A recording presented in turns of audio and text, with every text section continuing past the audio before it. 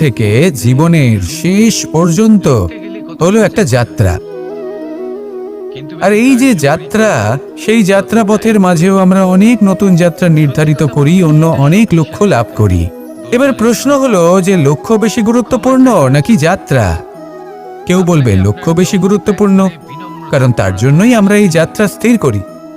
কেউ বলবে যাত্রা বেশি গুরুত্বপূর্ণ, কারণ এই যাত্রা পথে চলতে চলতে আমরা অনেকগুলো শিক্ষা লাভ করি, কর্ম করার জন্য অনেক দিশা খুঁজে পাই। এবার লক্ষ্য এবং যাত্রা এই দুই গুরুত্বপূর্ণ, কিন্তু আরো একটা তথ্য আছে অত্যন্ত গুরুত্বপূর্ণ, যেটা বুঝে নেওয়া খুব প্রয়োজনীয়।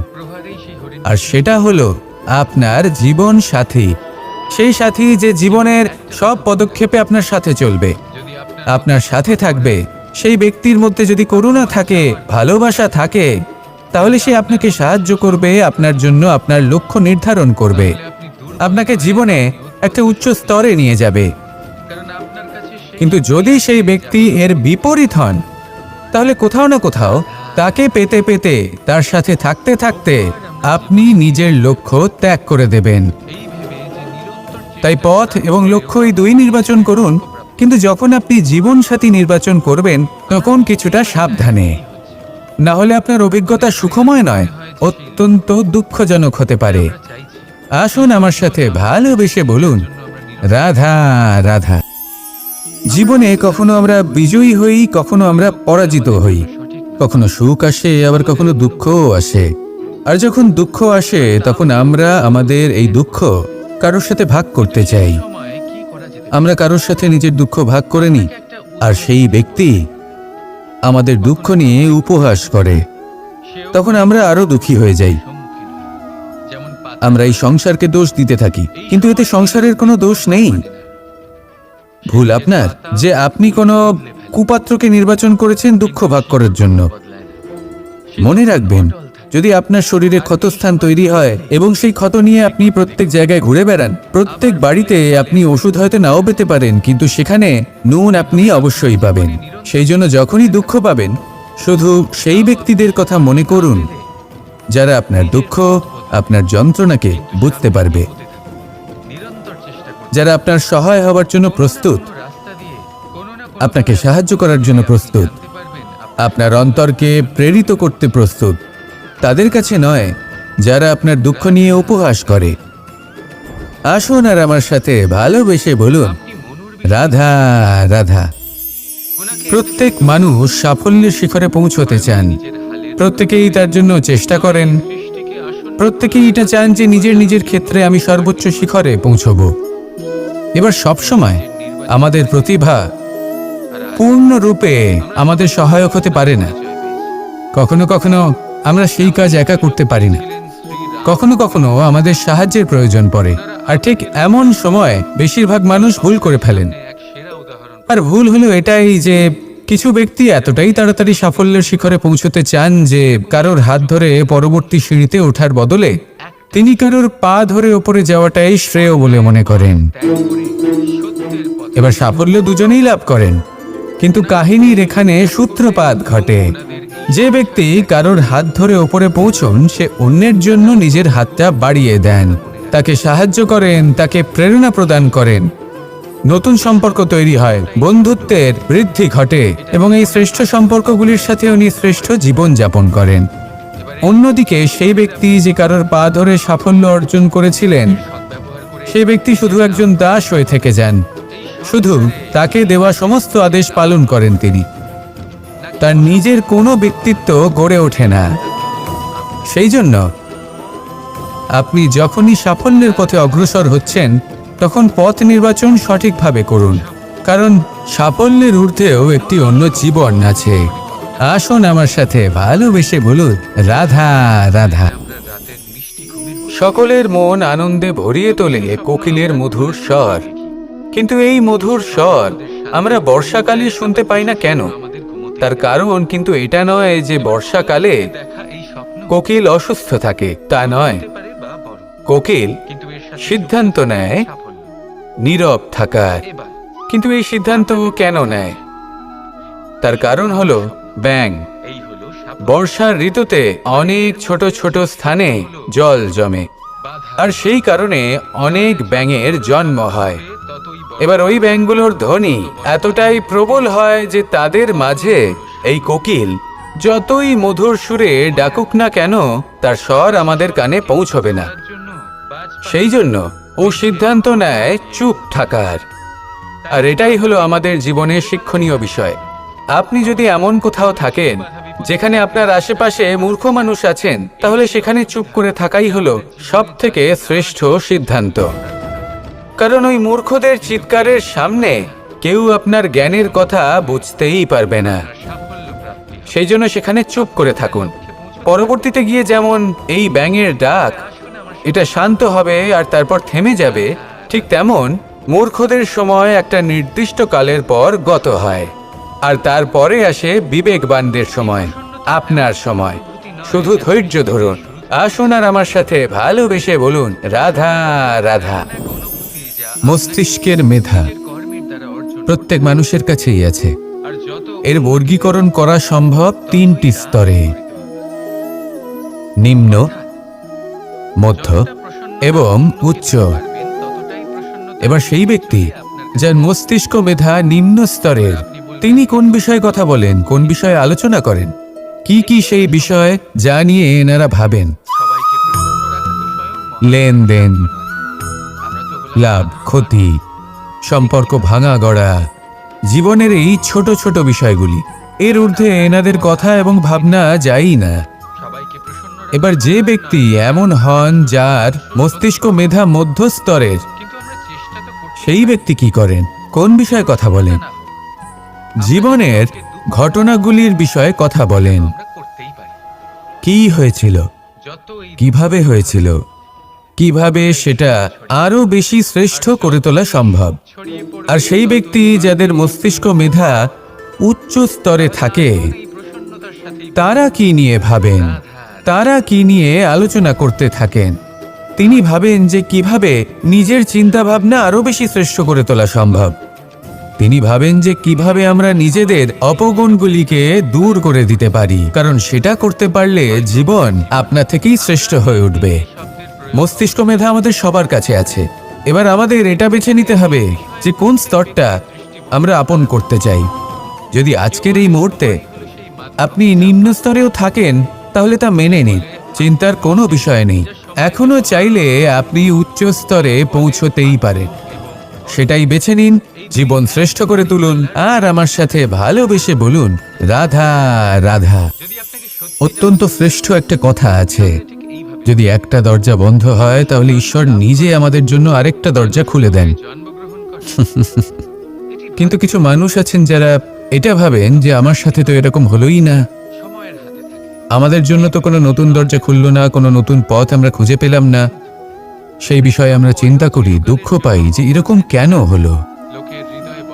কখনো কখনো নতুন দরজা উন্মুক্ত হয়, কিন্তু পুরনো যে বন্ধ দরজা আছে তার সামনেই আমরা দুঃখী হয়ে বসে থাকি। আর এমন ভাবে বসে থাকি যে নতুন দরজার দিকে আমাদের চোখই যায় না। কখনো কখনো ঈশ্বর জেনে শুনেই আমাদের জন্য নতুন দরজা, নতুন পথ উন্মুক্ত করেন না, কারণ তিনি চান যে আমরা যেন পরিশ্রম করি, কর্ম করি, নিজেকে আরো বেশি শ্রেষ্ঠ করে তুলি, সক্ষম হই, আর নিজের পথ আমরা নিজেই খুঁজে নিই। কখনো কখনো এমনও হয় যে ঈশ্বর চান যে আমরা যেন সেই পথে চলতে শুরু করে দিই। ভবিষ্যতে গিয়ে ঈশ্বর আমাদের সবকিছুই প্রদান করেন। মনে রাখবেন, যে ব্যক্তি নিজের বাড়িতে এসে নিজের দুঃখ নিয়ে বিলাপ করতে থাকেন, সুখ তার দরজায় পৌঁছে গিয়েও বন্ধ দরজা দেখে ফিরে চলে যায়। তাই দুঃখ আমাদের সকলের জীবনে আছে, কিন্তু সেই দুঃখকে আঁকড়ে ধরে বসে থাকবেন না, তাহলে আপনি আসন্ন সুখও ভোগ করতে পারবেন না। আসুন আমার সাথে ভালোবেসে বলুন, রাধা রাধা। এই সংসারের প্রত্যেক মানুষ কোনো না কোনো স্থানে অবশ্যই যান, অনেক অনেক স্থানে তাদের যেতে হয়। এবার এমন কিছু মানুষ আছেন যারা সেই স্থানে হয়তো কখনোই যাননি। উদাহরণ হিসেবে বলবো, কিছু মানুষ আছেন যারা মন্দিরে যান, চিকিৎসালয়ে যান, কিছু মানুষ কারোর বিবাহ উৎসবে যান, আবার কিছু মানুষ আছেন যারা নাস্তিক হন এবং কখনোই মন্দিরে যান না। কিছু মানুষ অসুস্থ হন না, তাই চিকিৎসালয়ে যেতে হয় না। এমনও কিছু মানুষ থাকেন যারা সামাজিক উৎসব থেকে দূরে থাকাটাই পছন্দ করেন। যে কোনো মানুষ হোক, যা কিছুই তার চয়ন হোক না কেন, প্রত্যেক মানুষকে একটি স্থানে অবশ্যই যেতে হয়। এমন একটি স্থান আছে, সেই স্থানের নাম হলো মৃত্যুদ্বার। এবার এটা আবশ্যক নয় যে ঠিক মৃত্যুর পরেই আপনি মৃত্যুদ্বারে পৌঁছে যাবেন। এমন অনেক মানুষ আছেন যারা মৃত্যুর পূর্বেই মৃত্যুদ্বারে পৌঁছে ফিরে এসেছেন, আর তারা অনুভব করেছেন যে এই সংসারের সময় চক্রের সম্মুখে তাদের অস্তিত্ব কতটা ক্ষীণ। ওনারা এই কথা বুঝে গেছেন। বড় বড় জ্ঞানী মহান ব্যক্তি ছিলেন, তারা এসেছেন, কর্ম করেছেন এবং শেষে তারাও মৃত্যুদ্বারে প্রবেশ করেছেন। অবশেষে তারাও পঞ্চমহাভূতের সাথে মিলিত হয়েছেন। তাহলে আপনার কিসের এত অহংকার? এই জীবনে কেউ অমর নন। জীবনে কতদিন আমরা বাঁচবো এটাও আমরা জানি না। তাই এই জীবন যাপন করুন। এই জীবনের প্রত্যেক মুহূর্ত এমনভাবে যাপন করুন, এই কথা মাথায় রেখে যে যে কোনো মুহূর্তে আমাদের মৃত্যুদ্বারে প্রবেশ করতে হতে পারে, তাই না? আসুন আর আমার সাথে ভালোবেসে বলুন, রাধা রাধা। কথা মানুষের পাওয়া সবচেয়ে অদ্ভুত উপহার। এই কথাই মানুষকে এই সংসারের সমস্ত প্রাণীর থেকে ভিন্ন করে তোলে, সংসারের সবচেয়ে উপরে নিয়ে যায়। এই কথার কারণেই আমরা একে অপরের সাথে ভাব আদান প্রদান করি। আমি আমার মনের ভাবনা অন্য কাউকে ব্যক্ত করতে পারি, অন্য কেউ তাদের ভাবনা আমাকে ব্যক্ত করতে পারে। এই কথাই আমাদের সবচেয়ে বড় ঢাল। এবারে দেখুন, আপনি নিশ্চয়ই লক্ষ্য করেছেন কারোর কথা মধুর হলে লোকে তাকে ভালোবাসে, তাকে নিজের বন্ধু বানায়।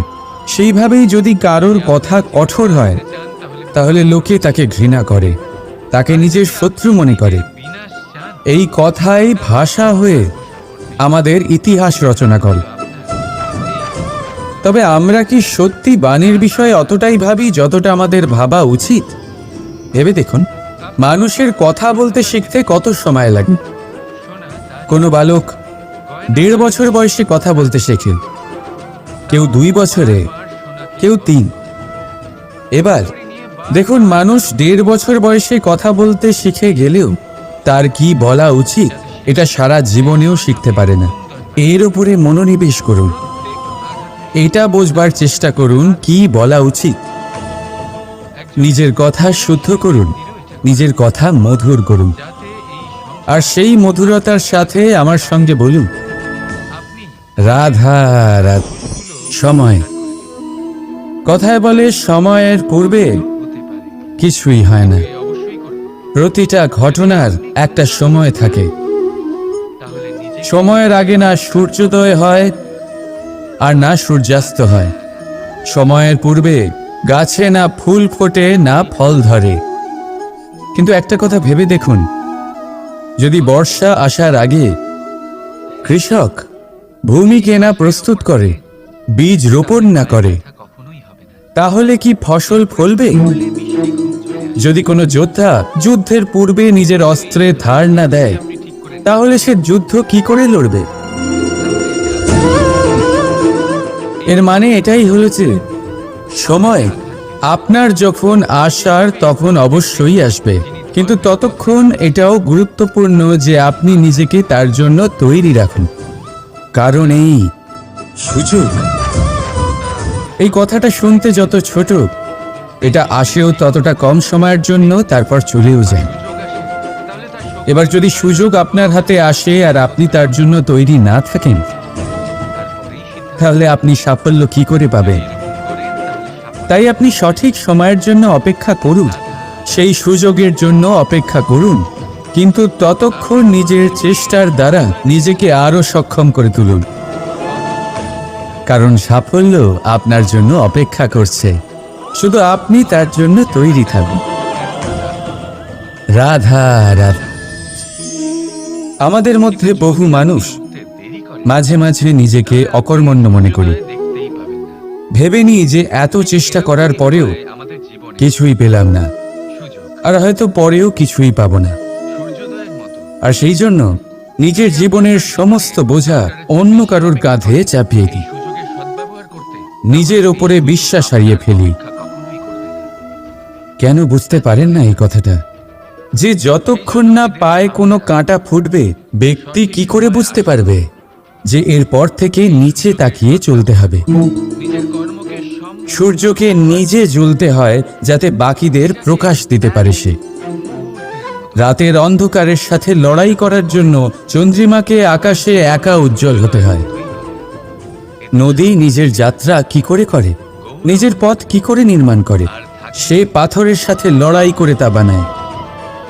যদি স্বয়ং আপনি নিজের সাহায্য করতে অক্ষম হন, তাহলে নিশ্চিতভাবে আপনার এই জীবন ব্যর্থ হয়ে যাবে। তাই মনে রাখবেন, এই সংসারে নিজের জীবনের ভার নিজের কাঁধেই বহন করতে হয়। অন্যের কাঁধের ওপর শুধুমাত্র পরলোক যাত্রা হয়।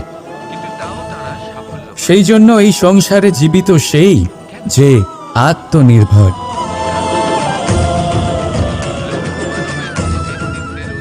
রাধা রাধা।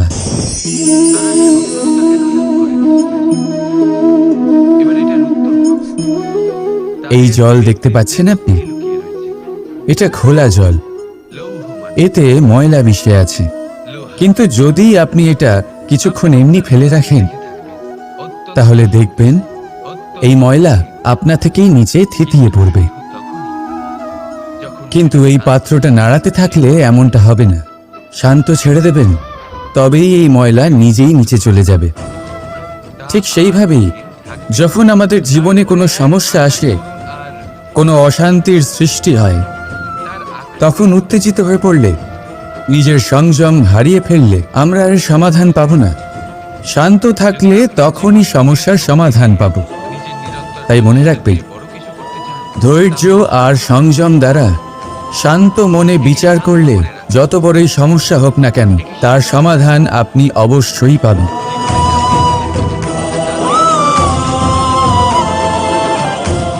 কারণ অশান্তির সমাধান শুধুমাত্র শান্তি। রাধা রাধা। আমরা যখনই কোনো গাছের চারা রোপণ করি, তখন সবার আগে পরীক্ষা করে দেখি যে যেখানে আমরা চারা রোপণ করতে চলেছি সেখানকার মাটি আদৌ উর্বর কি না, সেই মাটি সেই চারাকে বাড়তে সাহায্য করবে কিনা। যখন একটা চারা রোপণের আগে আমরা এত কিছু ভাবতে পারি, তাহলে কাউকে বিশ্বাস করার আগে আমরা কেন ভাবি না? জীবনে কখনো এই বিশ্বাসরূপী চারা কোথাও রোপণ করার আগে বোঝার চেষ্টা করুন যে যার উপর আপনি বিশ্বাস করতে চলেছেন সে কি আদৌ আপনার বিশ্বাসের যোগ্য কি না। ভেবে দেখুন সেই ব্যক্তি ভবিষ্যতে গিয়ে আপনার বিশ্বাস ভাঙতে পারে কি না। এটাও ভেবে দেখুন যে যাকে আপনি বিশ্বাস করতে চলেছেন তাকে আপনি বিশ্বাস করলে নিজের জীবনের উদ্দেশ্যে আপনি অগ্রসর হতে পারবেন কি না। আর তার জন্য প্রয়োজন সঠিক সিদ্ধান্ত, পরখ করা, কোনটা উচিত কোনটা অনুচিত সেটা বোঝা। আর তাতে কিন্তু আপনি সন্দেহবাতিক হবেন না, তাতে আপনি আরো নিপুণ হয়ে উঠবেন। তাই যদি আপনি নিপুণ হয়ে উঠতে চান, তাহলে বোঝার চেষ্টা করুন, পরখ করে দেখুন, কোনটা উচিত কোনটা অনুচিত বুঝুন। আর বিশ্বাস তখনই করুন যখন আপনি 100% নিশ্চিত হবেন যে সে বিশ্বাসের যোগ্য। আসুন আমার সাথে ভালোবেসে বলুন, রাধা রাধা। আজ আপনাকে একটা গল্প শোনাচ্ছি। একদিন এক ব্যক্তি নিজের দ্বারে লিখে দিলেন, আজ আমি ভীষণ দুঃখী, আজ আমার সাথে কেউ দেখা করতে আসবেন না। কিছুক্ষণ পরে তার এক বন্ধু এলো, সেই লেখা পড়ল, তাও গিয়ে তার সাথে দেখা করল। সে বলল, আমি লেখাপড়া জানি না, কিন্তু আমার বন্ধুর মনের এই বেদনা, এটা আমাকে সবসময় ডাক দেয়। এরাই হলো আসল বন্ধু। কোনো কারণে আপনি যদি দুঃখ পান, কোনো সমস্যার সমাধান না বের করতে পারেন, এই সংসার থেকে আলাদা হয়ে যেতে চান, তাও এই বন্ধু আপনার সাথেই থাকবে। সমস্যার সমাধান না দিতে পারলেও আপনার সম্বল হয়ে অবশ্যই থাকবে। হয়তো আপনার দুঃখ কম করতে পারবে না, কিন্তু আশার আলো অবশ্যই দেখাবে। যখন আপনি সংসারের থেকে আলাদা হয়ে যান, তখনও আপনার সাথে যুক্ত থাকে আপনার এই বন্ধু,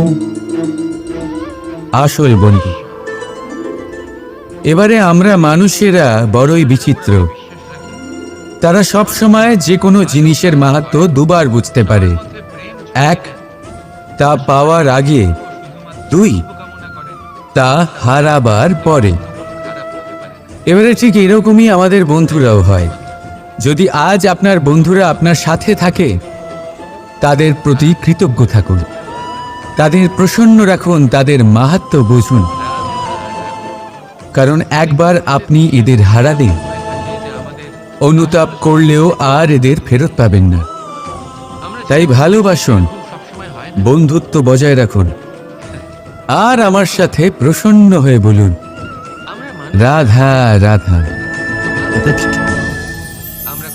বেশিরভাগ মানুষ এ কথা বলে থাকেন যে সময় অত্যন্ত বলশালী, সময় হলো খুবই শক্তিশালী। সময়কে চোখে দেখা যায় না, কিন্তু আমাদের সমস্ত কিছু দেখিয়ে দিয়ে যায়। তাই এই সময়কে কিছুটা ভয় পাওয়া প্রয়োজন। চলুন, প্রত্যেকের ভাবনা আলাদা, প্রত্যেকের মানসিকতার পিছনে নিজস্ব অভিজ্ঞতা রয়েছে, তাকে আমি সম্মান করি। আর কোথাও না কোথাও এই কথাটা সত্যি। কিন্তু যে ব্যক্তি নিজের জীবনে বিকাশ ঘটাতে চান, তিনি যতই এই সময়কে ভয় পান না কেন, তাকে এই সময়কে বুঝতে চেষ্টা করতেই হবে। যদি আপনি সাফল্যের পথে অগ্রসর হতে চান, তাহলে এই সময়কে বুঝুন, এর কথা বোঝার চেষ্টা করুন। এটা খুব আবশ্যক। দেখুন, আমরা সবাই জানি সময় আমাদের কাল, একদিন না একদিন সময় আমাদের অবশ্যই গ্রাস করবে। ততদিন এই সময়কে সম্মান করতে শিখুন। এটা কতটা শক্তিশালী সেটা বুঝতে চেষ্টা করুন, আর সময়ের সাথে তালে তাল মিলিয়ে চলতে চেষ্টা করুন। সময় নিজে থেকেই শুভ হয়ে উঠবে। আসুন আমার সাথে ভালোবেসে বলুন, রাধা রাধা। জন্ম এবং মৃত্যু, এই দুই হলো মানুষের জীবনের সবথেকে গুরুত্বপূর্ণ দুই মুহূর্ত। মানুষ যখন জন্ম নেয়, তখন তার কাছে এই সংসার জন্মগ্রহণ করে, এবং এই সংসারে যে জ্ঞান আছে, পুণ্য আছে, পাপ আছে, উচিত অনুচিত আছে, সেই সব কিছু সে জানতে পারে। এবার যেই মুহূর্তে তার মৃত্যু হয়, তার কাছে এই সব কিছুরই মৃত্যু হয়ে যায়। এবার মানুষের যখন জন্ম হয়, এই শুভ দিনের প্রসন্নতার কারণে মিষ্টি বিতরণ করা হয়, উপহার বিতরণ করা হয়, সবাই তা গ্রহণ করেন। এবার মানুষ যখন মৃত্যু লাভ করেন, তখনও শ্রাদ্ধের কাজের সময়ও নানান মিষ্টি বিতরণ করা হয়, সবাই সেটাও গ্রহণ করেন। এবার এই মিষ্টি দ্বারা আমরা জীবনে মিষ্টি মুখ করি, কিন্তু আমাদের জীবনের সবথেকে গুরুত্বপূর্ণ এই মুহূর্ত, এই দুই দিনেই আমরা এটা গ্রহণ করতে পারি না। কখন গ্রহণ করতে পারি? যখন উচিত সময় আসে। আর উচিত সময় কখন আসে? জন্মদিন এবং মৃত্যুদিন, এই দুইয়ের মাঝের মুহূর্ত, জীবনকাল। এই জীবনকালেই আপনি মিষ্টি খেতে পারেন, সুস্বাদু ব্যঞ্জন খেতে পারেন, শ্রেষ্ঠ কর্ম করতে পারেন, পুণ্য করতে পারেন, এই সংসারকে প্রেরিত করতে পারেন। তাই এই জীবনকালকে ব্যর্থ হতে দেবেন না। এই সময় অত্যন্ত শ্রেষ্ঠ কর্ম করুন, মহান হয়ে উঠুন, আর আমার সাথে ভালোবেসে বলুন, রাধা রাধা। প্রেম অত্যন্ত পবিত্র অনুভূতি, শুদ্ধ অনুভূতি। কোনো অশুভ মানুষের হৃদয় পরিবর্তন করার ক্ষমতা রাখে, তাদের মনেও করুণা জাগ্রত করার ক্ষমতা রাখে। কিন্তু কিছু মানুষ এমন আছেন, কিছু পরিস্থিতি, কিছু মুহূর্ত এমন আসে যখন প্রেমে শান্ত থাকা যায় না। ভালোবেসে কিছু বোঝানোর জন্য আমি যুদ্ধ থেকে পালিয়েছিলাম, আমাকে যুদ্ধবিমুখ বলা হয়েছিল। কিন্তু তখনও যখন জরাসন্ধ বুঝতে পারল না, তখন ওকে দুটুকরো করে সমাপ্ত করতে হলো। প্রেমপূর্বক মৈত্রীর প্রস্তাব নিয়ে আমি হস্তিনাপুরে গিয়েছিলাম, কিন্তু যখন দুর্যোধনের অশুভ বুদ্ধি এটা বুঝতে পারল না, তখন আমাকে মহাভারত রচনা করতে হলো। ভালোবেসে এই সংসারের জন্য আমি বাঁশি বাজাই। কিন্তু এমন কিছু মানুষ আছেন যারা প্রেমের ভাষা বুঝতে পারেন না। তাদের হাত থেকে এই সংসারে যে ভালোবাসা আছে তাকে রক্ষা করার জন্য আমাকে হাতে সুদর্শন চক্র তুলে নিতে হলো। এই সংসারে ভালোবাসা গুরুত্বপূর্ণ। এই সংসারকে যদি ভালোবাসা দিয়ে ভরিয়ে তুলতে পারেন, এই সংসার একটু বেশি সুন্দর হয়ে উঠবে। চারিদিকে প্রসন্নতা ছেয়ে যাবে। কিন্তু যখন এমন একটা সময় আসে যখন ভালোবাসা সংকটে পড়ে যায় আর তাকে রক্ষা করা অনিবার্য হয়ে পড়ে, তাহলে যদি তার জন্য কঠোর হতে হয় সেটা হন। যদি হাতে অস্ত্র তুলে নিতে হয় তা তুলে নিন। এই ভালোবাসাকে সুরক্ষিত রাখা প্রয়োজনীয়। আসুন আমার সাথে ভালোবেসে বলুন, রাধা রাধা। মানুষের জীবনে দুটি বড় মাপের সম্বল আছে। প্রথম হলো আশা। আশা, যেটা আমাদের সামনে পথ চলার প্রেরণা যোগায়। আশা যা আমাদের শক্তি প্রদান করে, সাহস যোগায়, আমাদের এটা বোঝায় যে এখন অনেক কিছু শুভ হওয়া বাকি আছে, ভয় পেও না। আর দ্বিতীয় হলো বিশ্বাস। জীবনে যখনই আমরা কাউকে বিশ্বাস করি তখন একটা বিশেষ মাপের শক্তি অনুভব করি। কখনো কখনো এই আশা হতাশায় পরিবর্তিত হয়ে যায়, আর বিশ্বাস বিশ্বাসঘাতকতায় পরিবর্তিত হয়। তখন কি করা যায়? তখন কি আপনি এটা বলবেন যে আশা করা অনুচিত, বিশ্বাসের অস্তিত্ব নেই? না, এটা কখনোই অনুচিত নয়। আপনি যদি কাউকে বিশ্বাস করেন আর সেই বিশ্বাস যদি সেই ব্যক্তি ভঙ্গ করে, তাহলেও এটা আপনার দোষ, কারণ আপনি সিদ্ধান্ত নিয়েছিলেন যে আপনি সেই ব্যক্তির ওপর বিশ্বাস করবেন। আপনার সিদ্ধান্তে দোষ ছিল, আপনার ভাগ্যে নয়। কিন্তু ধরুন এমন একটা পরিস্থিতি এলো, তখন কি করা উচিত? আশা করুন তাদের থেকে যারা আপনার থেকে বড়, আর বিশ্বাস করুন তাদের যারা আপনার সমতুল্য। আশা করতে হলে ঈশ্বরের কাছে করুন যে আমি জীবনে যা কিছুই করছি, যে কর্ম করছি, যাকে বিশ্বাস করছি, তারা আমার সাথে যেন কোনো অনুচিত না করেন। আমি শুধু এটাই আশা করব। আর বিশ্বাস অন্য কারোর ওপর করার আগে নিজের ওপর করুন, কারণ সত্যি বলতে আপনি নিজেকে কখনোই ঠকাবেন না, তাই না? আসুন আমার সাথে ভালোবেসে বলুন, রাধা রাধা। এই নিম পাতাকে দেখুন, ওর কিন্তু অনেকগুলো গুণ আছে। অনেক অসুখের নিরাময়ের জন্য এই নিম ওষুধ হিসেবে ব্যবহৃত হয়। এটা এই পরিবেশের জন্যও ভালো, আমাদের শরীরের জন্যও ভালো। কিন্তু যখন এটা চেখে দেখবেন তখন বুঝতে পারবেন এই নিম পাতা খুব তেতো। এবার এই যে নিম পাতার স্বাদ তেতো, সেটা কি খারাপ ব্যাপার? তেতো স্বাদ হওয়া কি খারাপ ব্যাপার? দেখুন, নিম পাতার স্বাদ তেতো, তাতে ওর কোনো দোষ নেই। ঠিক সেভাবেই আমের স্বাদ মিষ্টি, তাতে আমের কোনো মাহাত্ম্য নেই। কে নির্ধারণ করে যে কোনটা মিষ্টি আর কোনটা তেতো? জিহ্বা। আমাদের জিহ্বা আমাদের বুঝিয়ে দেয় যে কোনটা মিষ্টি আর কোনটা তেতো, আর আমাদের এই জিহ্বার মিষ্টি পছন্দ। ঠিক সেভাবেই যদি আপনি নিমের মতো হন, আপনার মধ্যে অনেক ভালো গুণ আছে, আপনি জানেন, আপনি সৎকর্ম করতে চান আর করতেই থাকছেন, কিন্তু এমন কোনো ব্যক্তি আছেন যে আপনাকে ঠিক বুঝে উঠতে পারছেন না, কোনো ব্যক্তি হয়তো আপনাকে ততটা সম্মান করছে না, তাহলে এতে আপনার কোনো দোষ নেই। আপনি নিজের কর্ম করতে থাকুন। যদি সমস্যা বা দোষ কিছুতে থাকে, তাহলে সেই ব্যক্তির পরখ করার ক্ষমতায় আছে। আপনি শুধু নিজেকে বিকাশের পথে নিয়ে যান, সৎকর্ম করুন, আর আমার সাথে ভালোবেসে বলুন, রাধা রাধা। সংসারে সকলের মনে বাসনা থাকে তারা যেন ধন অর্জন করতে পারেন। সবাই তার জন্য চেষ্টাও করেন।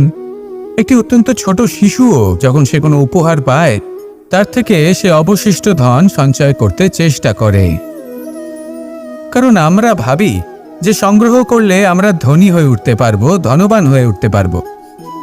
এবার এটাই কিন্তু গুণের ক্ষেত্রেও প্রযোজ্য। যদি আপনারা জীবনে গুণবান হতে চান, তবে সংগ্রহ করার কোনো প্রশ্নই নেই।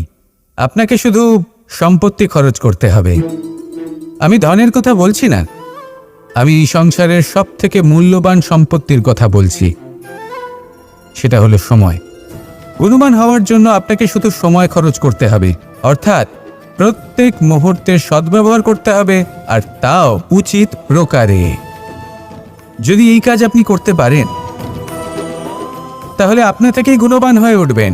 আর একবার যদি গুণবান হয়ে উঠতে পারেন, তাহলে ধনবানও হতে বেশি সময় লাগবে না। সেই জন্য জীবনে গুণ অর্জন করুন, সময়ের সদ্ব্যবহার করুন, আর আমার সাথে ভালোবেসে বলুন, রাধা রাধা। সবাই বলেন, যদি সংসারে কিছু জয় করতে চাও, তাহলে নিজেকেই পথপ্রদর্শক হতে হবে। এই সংসারকে যদি প্রকাশমান করতে চাও, তাহলে প্রদীপের মতো তোমাকেও জ্বলতে হবে। এই কথা অত্যন্ত শ্রেষ্ঠ, কিন্তু প্রদীপের মতো জ্বলার পূর্বে কিছু সাবধানতা অবলম্বন করা প্রয়োজনীয়। কিভাবে? ভেবে দেখুন, চারিদিকে অন্ধকার, আমার প্রকাশের প্রয়োজন। সেই ক্ষেত্রে যদি আমি একটি দীপক প্রজ্বলিত করি তাহলে চারদিক প্রকাশমান হবে, আমার ভালো লাগবে। কিন্তু ধরুন মাথার উপর কড়া রোদ আর তার মাঝে আমি একটি প্রদীপ জ্বালাতে শুরু করলাম, তখন কি হবে? আমি নিজেই বুঝতে পারবো যে আমি মূর্খামি করছি। মাটির প্রদীপ, তেল, প্রচেষ্টা, সময়, এই সব কিছু নষ্ট করছি। সেই জন্য মনে রাখবেন, জীবনে পরিশ্রম করা প্রয়োজনীয়, কিন্তু পরিশ্রম কোথায় করতে হবে, কতটা করতে হবে, সেটা মাথায় রাখা আরও প্রয়োজনীয়। আসুন আমার সাথে ভালোবেসে বলুন, রাধা রাধা।